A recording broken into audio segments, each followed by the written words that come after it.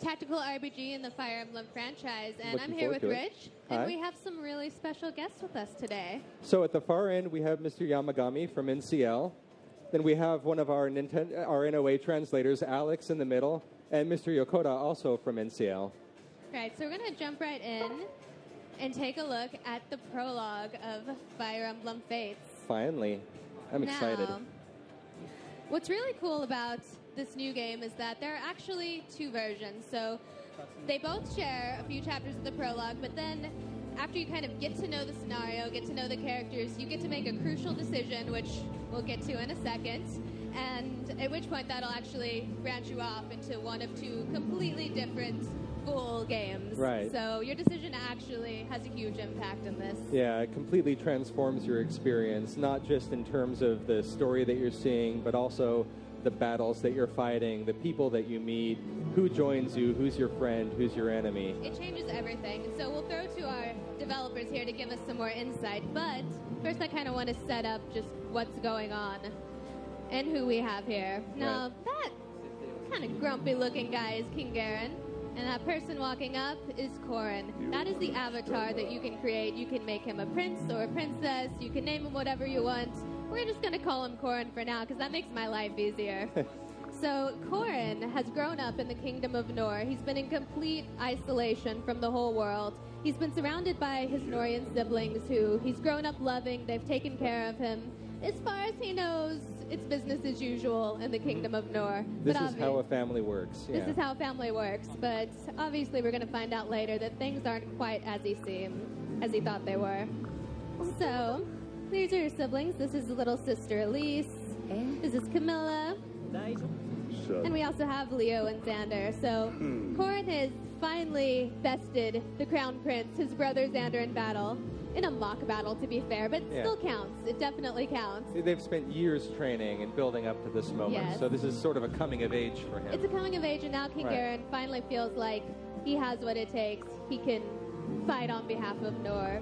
And so we were wondering if the developers could give us a little bit of insight into the story here.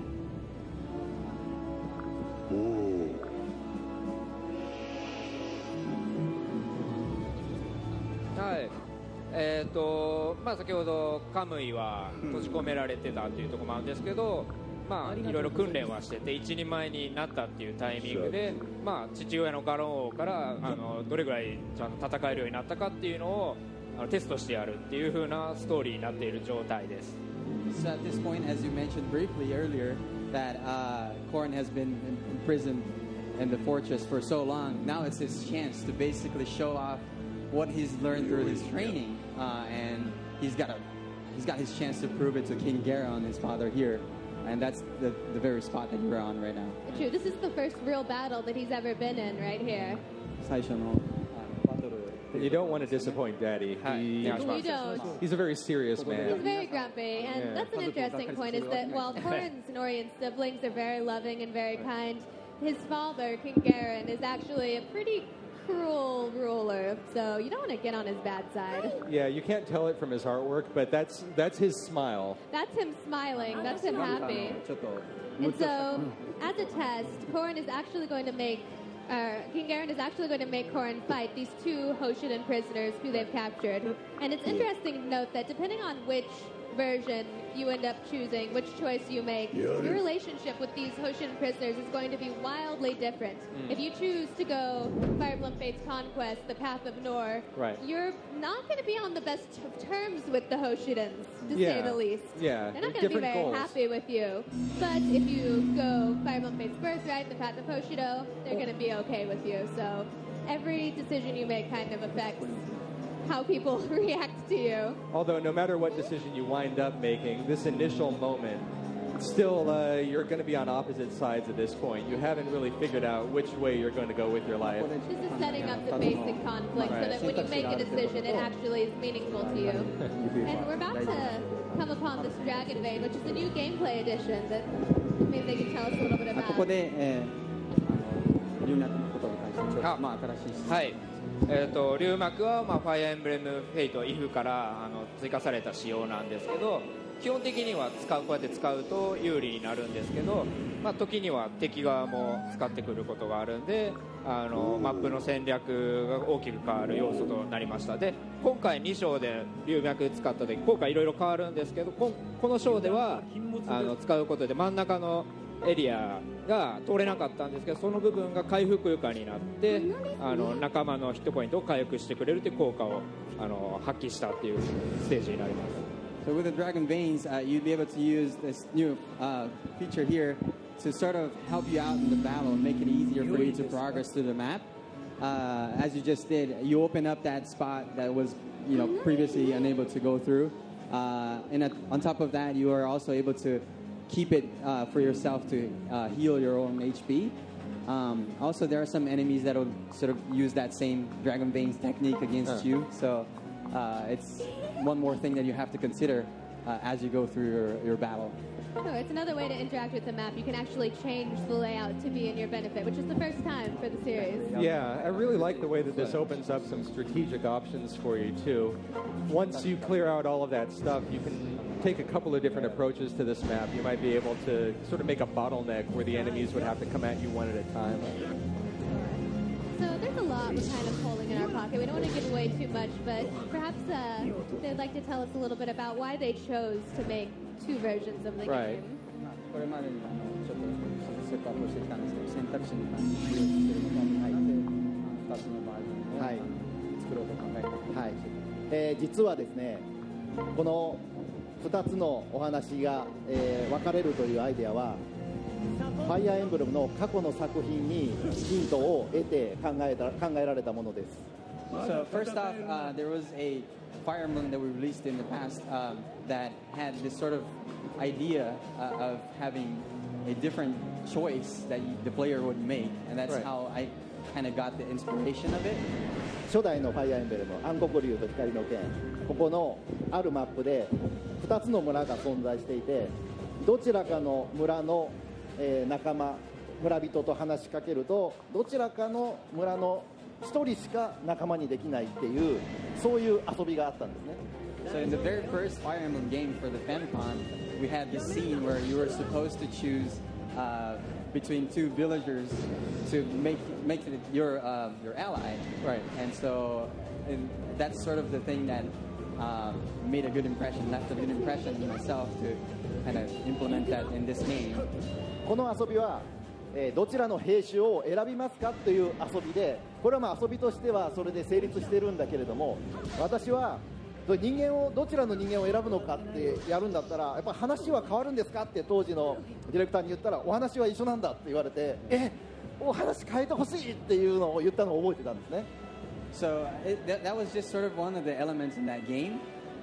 Where you can choose either or villager to make it as your friend. When you choose one, you can't befriend the other one. Right. So at the time when I heard about that idea, I thought it was great, and I asked the developers to see if that would be something that would change the storyline itself. But it was actually not the case. で、ファイアーエンブレムの覚醒がね出来上がった後にインテリジェントの皆さんと我々で次は何を作ろうかっていう話をした時に僕はこの話を思い出して、どちらかの仲間もしどっちかを選んだ時にそのどちらにつくかによってお話が変わるっていうエンブレムを作ったら面白いんじゃないかっていう話をしたら、インテリジェントさんがそれはいい、ぜひ話を考えさせてくれっていうふうに言ってくださったんです。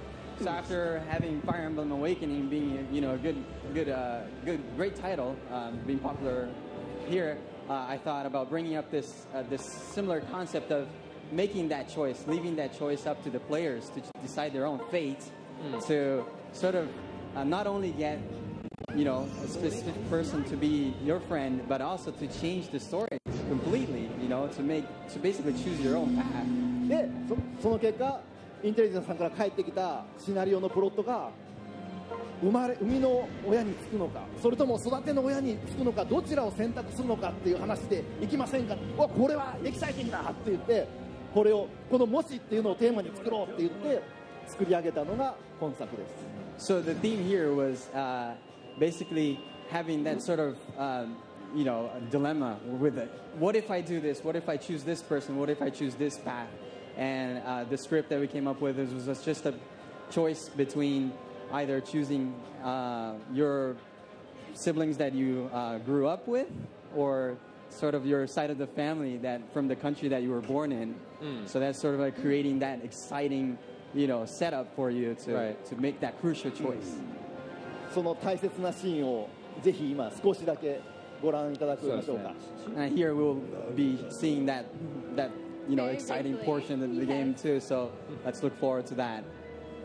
Okay, so just to catch up, now we've just finished this battle, and now Corrin, he's been in isolation this whole time. He's a little naive about how King Garen is and things like that. So he's like, wow, that was a great battle. That was sure fun. And King Garen's just like, well, finish him. What are you doing?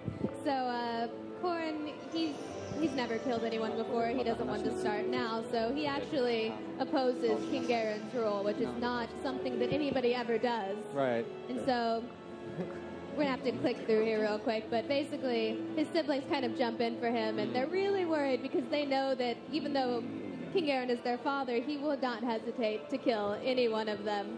So they kind of band together to help Corrin and get these Hoshiden prisoners to escape without Corrin getting in too much trouble. And I love the way that this starts to set up some of the family dynamic, because even if you choose to go with the Nor path over the Hoshido path, it's not like one path is definitely good, one path is definitely bad. King Garen seems, kind of dodgy himself, but the rest of his family, the rest of your siblings, the people that you believe to be your siblings in this storyline, they're good at heart. They know that they're in, they know that Garen is sort of a toughie, but they themselves are not bad people. You're not choosing a good versus evil morality. It's more like you're choosing your loyalty to the people that you were raised with, or to the family that you don't know but that you belong to. You're right, and so for me that's what makes it such an interesting decision. It's just like you said, is that these siblings who you've grown up with, they're really good, kind people, and you truly love them. But if you choose to go that route, you're with the people you love, but you're living under the thumb of a really cruel and terrible king. Whereas if you choose to go the Hoshido route, then you're in a peaceful kingdom and you're with the family that you should have grown up loving, but you don't really know these people. So it's a really tough and emotional decision, and we'll actually get a little peek of that in just a bit. And that thing that you mentioned just now about, being with the family that you were raised with, but being under the thumb of a despot, that alone significantly changes the gameplay experience. So it's not like you're getting, like, the experiences that you have are just so completely different if you stick with the Norian family as opposed to going off with the Hoshido family. No, there aren't minor differences between these versions. Each game is a completely different fate for this character core, and it's a completely different set of maps, set of characters, completely different story, and it's just amazing to see how one decision can wildly affect not only him, but everybody he loves and the fate of the entire world. And so here, Leo has made it seem like he finished off these Hoshiden prisoners, but he's actually just kind of put them to sleep. He's a very powerful mage. It's a very deep sleep. Yes, and very so convincing. With Xander's help, they're going to let them escape. And this is kind of, we're clicking through it, but this is kind of a nice moment with Rinka. And I say nice, she's actually pretty rude, but Corrin is saying, we're letting you go, I hope next time we meet it can be friends. And she's like, well, that's cute, but I don't think you understand how it works, kid. And so we're going to just jump to this next chapter real quick.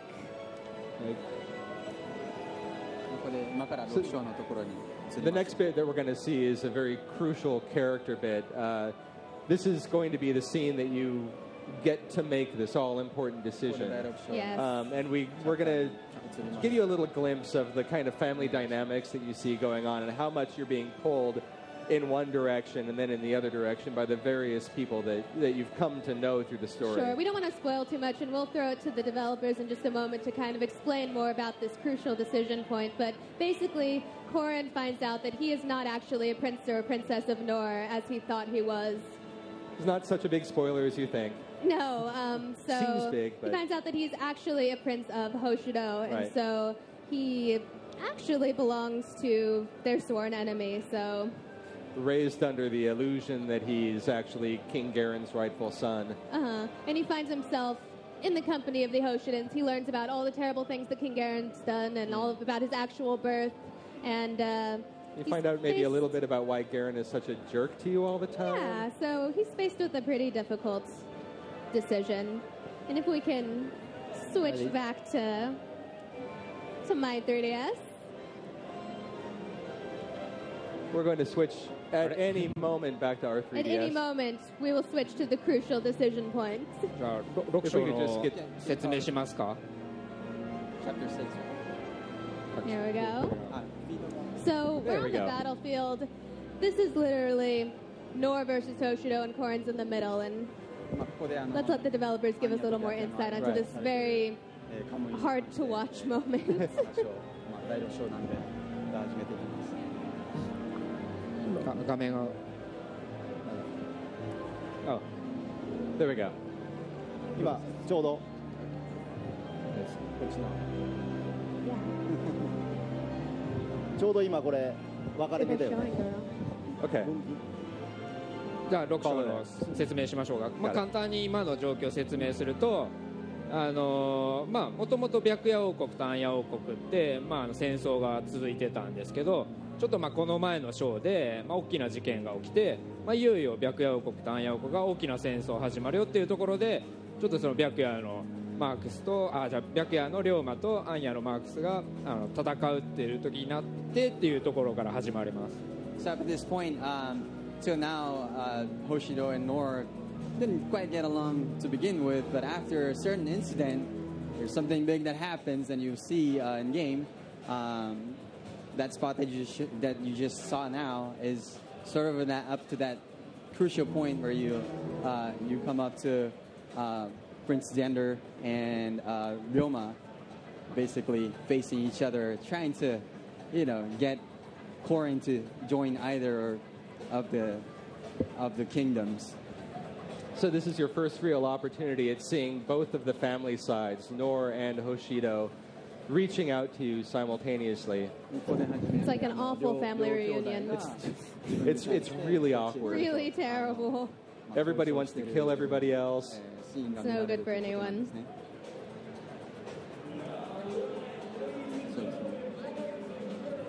We're just bringing up the scene now. We ran into a brief hiccup. All right. There we now go. we got it. Sorry, this game is still in development. We're still working out the kinks. Yeah, we're getting there. And here we are. Sukorin has just run off with his Hoshidan siblings into the battlefield to meet with his Norian siblings, who he loves and doesn't really want to be battling with.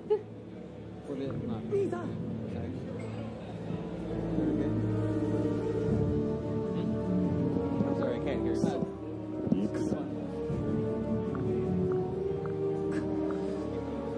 Yeah. So here, the Crown Prince of Nor, Xander, is, let's say, debating with the Crown Prince of Hoshido, Ryoma, over where Korin should live, and that's a really nice way to put it. It's a chat.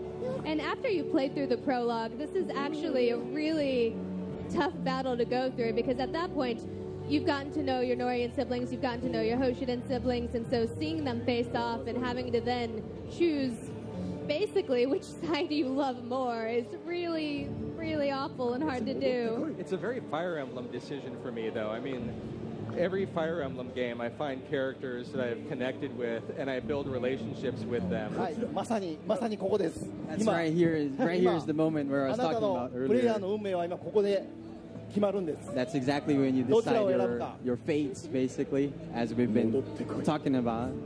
一緒に育った兄弟、義理の兄弟を選ぶか、血のつながった兄弟を選ぶか。 Choosing 運命の between 分か the れ道 family you grew up with or the ones that you, from the same country that you were born. And Sort of the exciting moment that you see in game. It and is. we're not going to show the resolution of that moment right now. We're because not going to give you that. You're going to have to make the decision yourself and see what happens. But as you can see, it's not an easy choice. Right, you It's see how much they're all pulling at you, too. It's really... They're not making it easy on you. It's pretty heartbreaking by the time you hit that moment It in the is. game. But we're going to walk away from the story section. So we're going to take a look at My Castle, which is actually a great thing to look at right now, because My Castle is an area where you can go to amid this really heavy story, all of these weighty decisions, to go and relax and sort of relax with your party and Step away from the smell family the roses. There's still a lot of decisions to be made once you get to My Castle. Decisions are a theme, but And I think Mr. Yokota is going to show us a little bit of that right now. we're going to see a little bit of My Castle. ちょっと準備している間に少しさっきのムービーの補足する Now, と it's worth noting that when we get My Castle up here, okay, you're going to see some Japanese text. That's not going to be in the English version. Like you mentioned, we're still in the middle of the localization process right now. We're still in development. Yeah, deep in development. And so what you're looking at right now is just going to... Don't worry, it'll be in English. It'll be in English. You'll be able to read it. So Ah. perhaps they can tell us a little bit about My Castle. OK でちょっとマイキャッスルの話する前にさっきのムービーとかでちょっとした情報なんですけど、まあ、しっかり先ほどは多分男性バージョンのムービーだったんですけどカムイを女性にした時はお姉さんって呼んでもらいますしお兄さんお姉さん変わりますしカムイ自身が出てくるシーンはちゃんと男性バージョン女性バージョン作ってるんでご安心ください。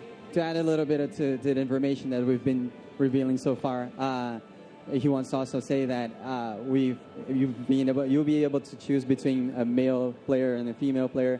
Obviously, the other cutscenes will also reflect that, and you'll be able to see, their outfit accordingly. Also, the voice of the characters that you choose will also be in the cutscene as well. So that's something additional that I'd like to add that'll be exciting for you to see, based on the choice that you've made at the beginning of the game. This is a feature that I love about My Castle. Yes. For the first time, you're able to walk around freely. And I love being able to drop into that almost first-person view and look around and see the scene firsthand.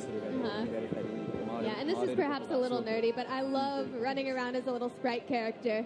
You can move them around from place to place on the map, but this is the first time you can just freely control them and run around all willy-nilly. Yeah, it has a really It's classic enjoyable. RPG feel to It me. does. Yeah. Please carry on. マイキャッスルこれ白夜王国で始めた時に初めて手に入るお城なんですけど So this one we're showing the My Castle area that you will see when you choose the Hoshido path.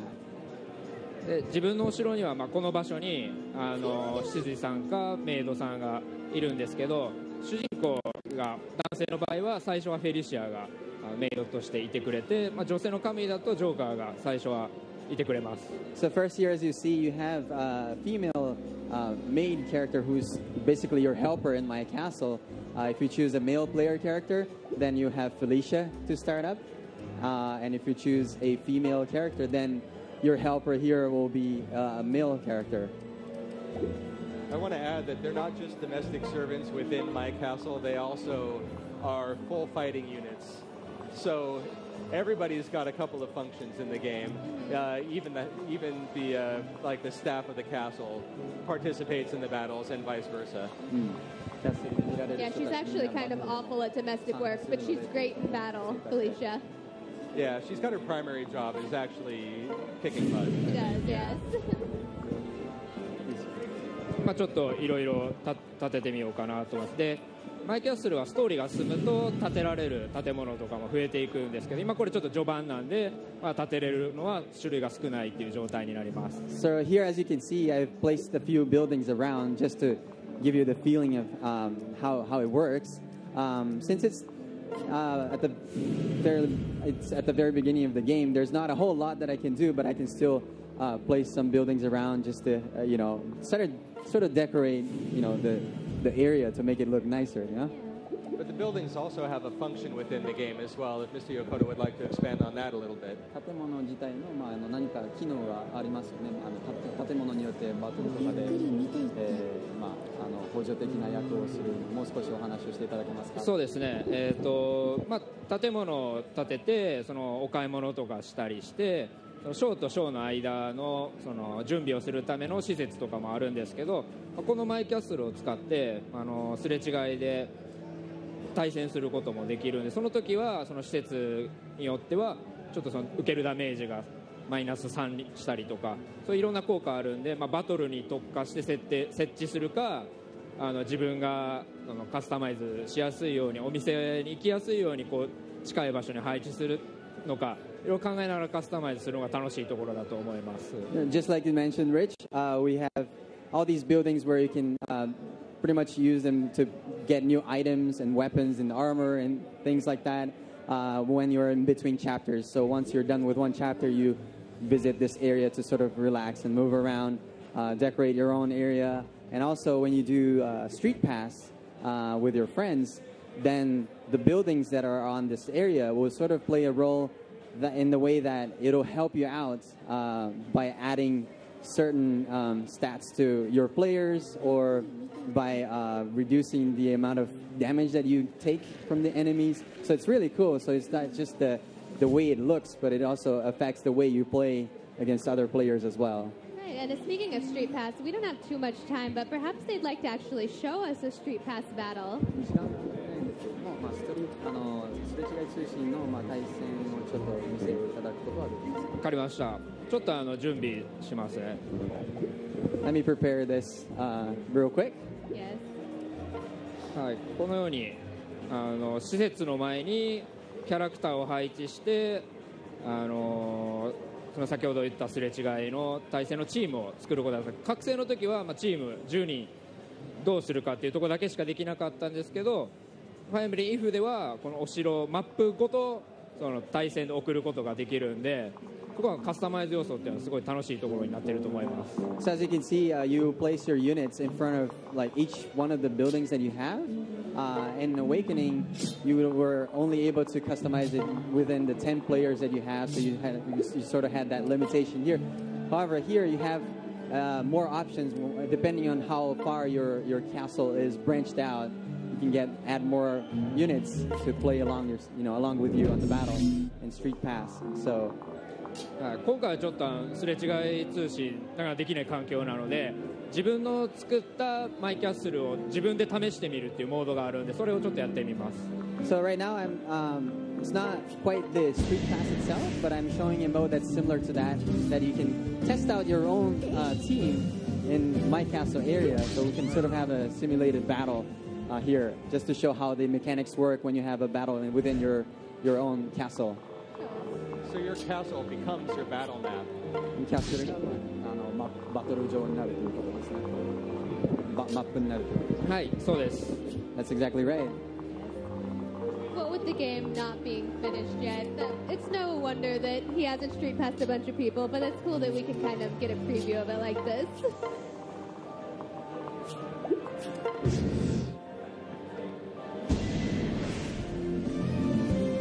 うまく壊せなかったんですけど、施設は先ほど言ったようにいろんな効果を持ってるんで、そのマイキャッスル製の時だけ持ってる効果があるんです。